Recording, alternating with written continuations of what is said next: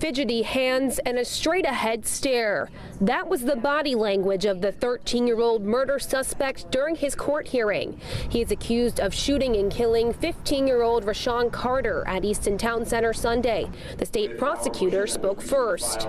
I think at this time the state would request that the youth remain held in the JIC pending further hearing. This would be for the reasons of his own safety and community safety. The prosecution cited the seriousness of the crime. With someone this young having access to a firearm, it is very troublesome to the state. And the trauma this act has caused.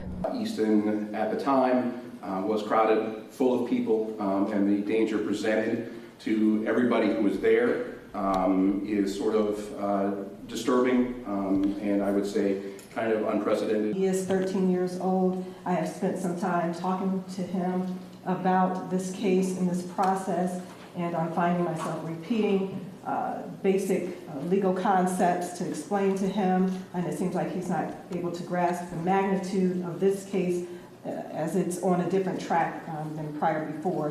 The magistrate agreed this would be necessary to move forward, then went on to decide whether to hold or release the suspect. I will go ahead and maintain the youth here in our Juvenile Intervention Center, given the extremely serious nature of the offense. As the suspect is being escorted out of the courtroom, you can hear one last exchange between mother and son. Love you, son. Love you. Hello everyone, welcome to Life Smart Education's YouTube channel. I'm Patricia, aka P Dinah. And I'm JD, aka JD. And I say aka P Dinah because if some of you don't know, I have a YouTube channel where I talk about all things royals. My channel is P Dinah and people call me P Dinah. So that's kind of like, it's a play on words because it's based on Princess Diana, and some people figure it out, some people don't. Okay, so what are we talking about today, JD? We are talking about a 13-year-old who was arrested for shooting a 15-year-old at some sort of a venue. I don't know what the venue is. It's Easton Town Center, so that's this really upper class shopping mall. It's an outdoor shopping mall. Yes, it's very nice. It was funded by Lex Wexner, one of the wealthiest man of our town here in Columbus, Ohio. And it's very prestigious. A lot of very wealthy people go there. A lot of high-end shops are there. And a lot of young teenagers have I guess over the last several years have been going up there, hanging out. And now you've got this influx of younger juvenile, type youth coming there, and there was a shooting. So that's the kind of area that it is. Okay. I had no idea. I don't live here. Yeah. Is it real nice? It's really nice, yeah. Okay. There's a movie theater, very nice restaurants, shopping mall, shopping stores, and it's really, really nice. Do you hang out with the rich people? Is that where you go? Every once in a while I dib and dab with the more affluent. Yes. So yeah, we're discussing that today, and I want to understand where he got the firearm. See, this is a common thing. Where are these kids getting the firearm? If you have a firearm, this is to the parents. I'll do this every time. Yeah. To the parents. Right. If you have a firearm in your home, educate your kids about firearms. Right, so they don't want to even have a firearm. I mean, excuse me. So, like, why does your child even think they need to have a firearm? Are they living a life where they need to protect themselves? Right. Like, why? You even need one. If you're a youth, I mean, I understand how adults want one for the home. Right. I mean, because we're in America. Almost every people I didn't even know have firearms. I'm like, you got a gun? Like people in my own family. Right. Okay? But I get that. But then young people going to school, shooting up a place where people go shopping. Why do you have a gun? And secondly, why are you even firing that gun in a very crowded shopping mall? Right. Exactly. Like, I can't even understand this mindset. Well, just a little history about me. My grandmother had a gun. She lived in a very bad neighborhood, and she kept her gun on her nightstand. And I saw it, but I never went near it. I was never educated about firearms, but I knew that it wasn't for me to touch. Yeah. I don't know where, I'm not understanding something. There's a disconnect. What am I understanding from when I was growing up to what the kids now?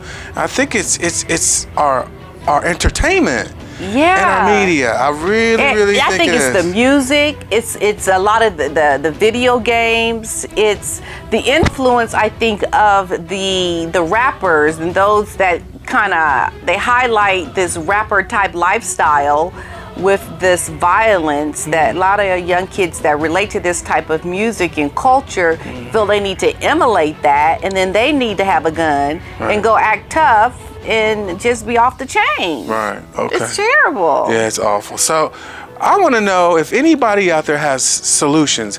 Put them in the comments, because I'm curious. Or if you've been through this before, or you know someone who's had to experience something like this, I would be curious to know what other people think about this, because I'm looking at solutions. What are they? What would they be? Our culture is so disconnected, and I think raise your children better to not think that they can just get a gun and go shoot your gun. Like I bring it back to the parents. Who are the parents of this child that fired this gun in a shopping mall? And this is the other thing, and I hate to go there, but you know what? A lot of young people, a lot of us type children, black children, are hanging out, and there's no problem with you hanging out, but it's like when you go to the level of violence, then you get this negative stereotype around black teenagers that they're violent. And this seems to be the problem, because this is not the first time this has happened at Easton. It isn't? No, it's not. When I was up there most recently, there was an issue with some girl having a fight with another girl, like right in front of my face. I saw what happened. The police had to come and they had to take the girl away. She was shouting and carry on, you know, and it was just, it's like kids are so disconnected with social cues and etiquette. Like, you don't behave like this in public, okay? You're a teenager. I don't think anything can be that bad where you need to go acting all crazy ghetto up at the mall in Easton. Sure that wasn't you? Did you have your gun? See, you had your gun. She's deflecting. It was not me. Okay, it was not me. The defense is having an issue with explaining to this youngster his ramifications of what he's done. Yeah, he didn't understand. Like, was it that big of a deal? Right, and so I'm trying to, like, would a licensed therapist support help? I mean, instead of a police officer or a counselor, like, to help facilitate the communications between the defense and her client. Would she employ or bring in a therapist to say, hey, to help him understand? Because she's not a licensed therapist. Right. So maybe her narrative isn't what it needs to be. Her narrative is that of a defense attorney, not a therapist. Right. So she said, hey, talk to this lady. I think if someone like that, especially because of the age, and they're still in the development age, they're not adult people yet. So to have that liaison between them, I think it may help. It could help. Because maybe he would understand better his decision. Oh, it's just so sad. It's just so sad. And here's this kid just don't even understand the severity of what he has done. And now and they were fighting to keep him locked up because he's a danger to himself and to other people. So then they said something about priors. I'm like, yes, priors. It's like, oh, you did something else? Before. And why? Goes back to the home. I think they just need to go get the parents. I think the parents need to be held accountable for the things that their kids do, because they're still in their developmental age or stage. And sometimes they don't get to connect. And the parents should have to connect. The parents should be sitting there right with the child in front of the judge about what you just did. Exactly. I think if they did that, a lot of more parents would be more. They'd be less okay, you know, what you doing? You going where? Who's your friends? Right. What have they done? Like, they'd be questioning their children a lot more. I got some hit. I couldn't do anything. Nothing. I couldn't spend the night at my friend's house. I couldn't go. I had to ask permission to go pretty much everywhere till I became a certain age. I mean, my mama wasn't like a drill sergeant, but still, she kept me in line. Well, that's good, because you was off the chain bad.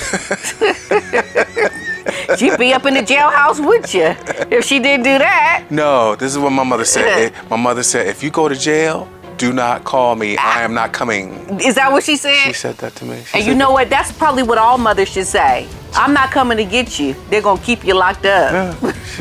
She told that to me several times. That's good. And I'm like, did that deter you? Did that make you think twice about doing something criminal? well, I never had the mindset to do anything criminal. Well, you could have. I mean, you were bad. You stole your mother's car. Like I said. We're going to go back. Like I said on the first episode. I should revisit. Okay. That whole situation. I borrowed. I think we Okay. figured, I borrowed You my mother's. borrowed. It was without permission. But you. To steal is with the intention of not returning. Okay, so you returned it. Okay, but still, you could have gotten into a car accident. Yes. So you've done something that could have gotten you in jail. But that's just normal teenage stuff. Oh, That's so you're, for okay, a boy. So what if they say now? But no, what if they say now it's just normal teenage stuff? for Not a young gun. Kids to have a gun. It's not. It's like a rite of passage. So it's a rite of passage Yeah. to take a car from your parents, just to take it. Kinda. Oh, I want to do a so poll. bad. You are how so many? bad. How many of you out there, you guys around my age, older, whatever, did something like that? Borrowed your parents' car with the intention of returning it. Mm-hmm. Not like I'm gonna go steal. Stealing is like I'm gonna steal. I'm not bringing it back. Mm-hmm. So yeah, you're always talking about I never did anything bad. I never did anything wrong. I'm sure that if you delved into your psyche, into your mental Rolodex, that you would discover you did something. No, Yes. did not do it. But anyway, we're getting off track. Yes, okay, whatever. So anyway, so to keep him detained, Yeah. that's kind of like a touchy subject because that could cause some sort of trauma. Mm-hmm. We all process trauma and events differently. Some kids maybe would process this whole thing differently and they'd be like, okay, I got to straighten up. Right. But some kids or some of the youth would be like, oh, well, I'm already getting in trouble. I'm just gonna continue to hang. Yeah, see, I don't know. I think those are kids that are just missing maybe a chromosome or something. Like predisposed. Yeah, that are predisposed to violence because of their genetic makeup. Yeah, that's true. I mean, that's what it could be. Well, but it's really a sad story what happened. This boy is now locked up because he, shot a gun in Easton. Thank goodness no one was killed. He was not killed, but he's locked up now, and they're going to keep him locked up. And I think until he goes to trial and they decide what happens to him, he's looking at some prison time. Definitely. Well, hopefully he won't because then, some, like I said, some of the youth or even, let's just not even say youth, people in general, does this encourage him to do better or does this, will he give up on himself? Will he go, well, shoot, and start, and it's also about your circle of friends. Yeah. And this is not only for the youth and children, this is for adults. Choose your friends wisely. Yeah, choose them wisely. And you need to teach your children how to choose their friends. Right, have good friends. Yeah. Don't have no bad friends. Don't have no ghetto friends. You don't want no ghetto friends? It's the ghetto that gets you in trouble sometimes, and you don't want to get in trouble. Not a little bit? We can have a little bit of ghetto. Like you put a dash of salt in your meal? Yeah, I got a little bit of ghetto still, but I know how to contain my ghetto. Is this something you bring it out when it needs to be brought out? It's like a little dash of salt when you make a meal? Yeah. Not a whole... Not too much. Not too much salt? Just enough to have some fun. Because, people, ghetto really means of the lower class, right? Having no class. And sometimes, being silly and not having class can be fun in a way. So you keep it on the safe side of ghetto is what I say. Okay. Not the dangerous side of ghetto. Yes. But this is how we can help people. This is how we can help families by what we do our programs at Life Smart Education. Exactly. So that's, pretty much just what we had to talk about today. But yeah. This is why we do what we do at Life Smart Education. This is why we have certain things in place to help discourage these type of behaviors from the onset. Right. Like we always say, things you don't learn at home, things you don't learn in school. We supplemental education to teach you things. So we have, one of our programs is anger management, how to process your disdain for our society, whatever you know. Yeah, not just going to go get a gun Right. to shoot somebody. Learn how to process your anger. So discern the situation, kind of map it out and kind of say, hey, what's the best way for me to handle this situation? and you know, instead of just going around and getting a gun. And getting a gun. That's Yeah. a very important class. So those are the kind of things that we do. Perhaps maybe, you know, these judges, they can probably use us, or, you know, have these kids in other programs. And it doesn't matter as long as they get the help to take courses and to learn how to manage your anger. It's so important, or it leads to situations like this. I think a lot of adults need to learn how to. A lot of adults. These programs that we offer, honestly, they're not just for the youth. Honestly, I think a lot of adults would benefit from our programs. Absolutely. I think people need to sit down with their children and look at these things, programs like ours, and say, hey, let's have a plan, or let's just get involved just so we learn how to do these things better. You know, Absolutely. as a family unit. As a family, it's the loss of the family unit. Family unit. The nuclear family is gone. Nuclear family is gone. But hey, we hope to make a difference and to help those that need it the most. So support our work at lifesmarteducation.org. Donate, you know, support this channel. We are volunteer to help out with the work that we do in the schools. Become a mentor. There's so much that you can do to help the young people that are just missing that little special something in their lives to help put them on the right track to life. Absolutely. All right. So thank you so much for watching, and we'll see you in the next one. Bye. Bye.